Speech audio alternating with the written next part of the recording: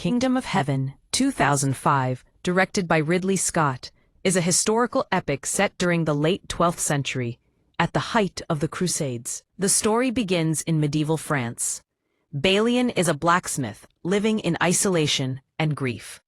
His wife has taken her own life after the death of their child, an act condemned by the church. Her body is buried in unconsecrated ground, and Balian is left spiritually empty. Once a man of faith, he now finds no comfort in religion or community. A group of crusaders passes through the village, led by Godfrey of Ibelin, a respected nobleman. Godfrey reveals that he is Balian's father and offers him a chance to leave his pain behind by traveling to the Holy Land. Jerusalem, Godfrey says, is a place where a man may find redemption through service and honor. When a corrupt priest desecrates Balian's wife's grave and insults her memory, Balian kills him in anger. Forced to flee, Balian joins Godfrey and the Crusaders, leaving France behind. During their journey, the group is pursued by the priest's men. In the fighting, Godfrey is gravely wounded. Knowing he is dying, he knights Balian and names him his heir, passing on his land and title. More importantly, he gives Balian a moral code: live without fear, protect the helpless, and act with honor regardless of reward.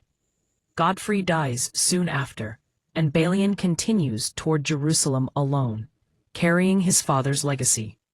On the way, Balian is shipwrecked and washes ashore near the Holy Land. He encounters a Muslim horseman and kills him in combat. Later, Balian learns the man was connected to Saladin, the Muslim leader.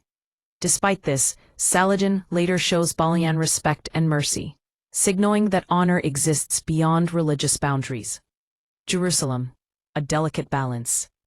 Balian arrives in Jerusalem, a city sacred to three faiths and ruled by King Baldwin IV, a young monarch suffering from leprosy. Baldwin hides his illness behind a silver mask, ruling with intelligence and restraint. He understands that Jerusalem survives only through peace and diplomacy, not endless war. Baldwin maintains a fragile truce with Saladin, hoping coexistence will preserve the city. Supporting him is Tiberius, his most trusted military commander. Together, they attempt to restrain religious extremists within their own ranks. The greatest threats to peace are Guy de Lusignan and Reynald de Chatillon. Guy, married to Baldwin's sister Sibylla, believes God wills war. Reynald is openly violent, attacking Muslim caravans and murdering pilgrims. Their actions threaten to collapse the fragile peace Baldwin has built. Balian claims his inheritance as Lord of Ibelin, a dry and neglected region.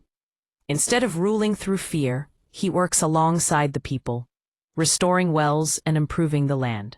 He treats Christians and Muslims equally and protects the weak from exploitation. Under Balian's leadership, Ibelin begins to flourish. His reputation grows, not as a conqueror, but as a just man. Through him, the film emphasizes that true nobility comes from conduct, not birthright. Balian develops a relationship with Sibylla, Baldwin's sister. Intelligent and strong-willed, Sibylla is trapped in a political marriage to Guy.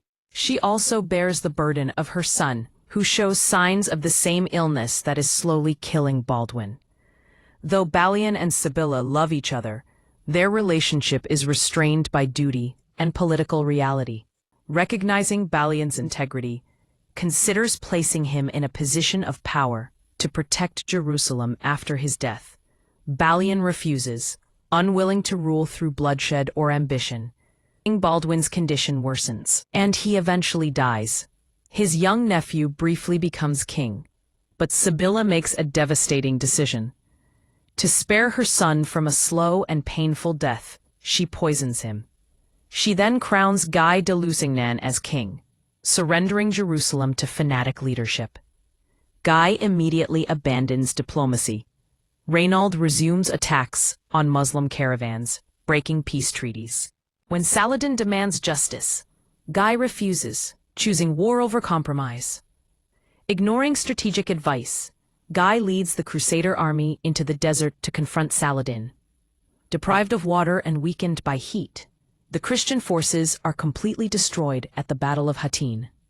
Guy is captured, and Reynald is executed by Saladin for his crimes. Jerusalem is left defenseless. With Saladin's army approaching, Jerusalem is filled with refugees and civilians. Only a handful of trained knights remain. Though Balian once swore never to fight again, he chooses to break his oath to protect innocent lives. Balian organizes the city's defenses, knighting ordinary men and preparing them for siege.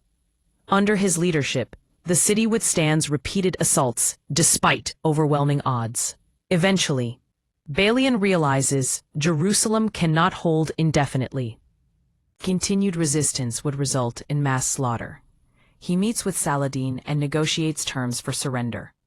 Rather than destroy the city, Saladin agrees to allow its people to leave safely. Jerusalem is surrendered without massacre. As Saladin enters the city, he respectfully picks up a fallen cross and places it upright. When asked what Jerusalem is worth, he replies, "Nothing and everything." After the fall of Jerusalem, Balian returns to France and resumes life as a blacksmith. When asked to join another crusade, he refuses. He has learned that holiness is not found in conquest or power. The film ends with its central message. The kingdom of heaven is not a city or a war. It is a way of living, defined by justice, mercy, humility, and compassion.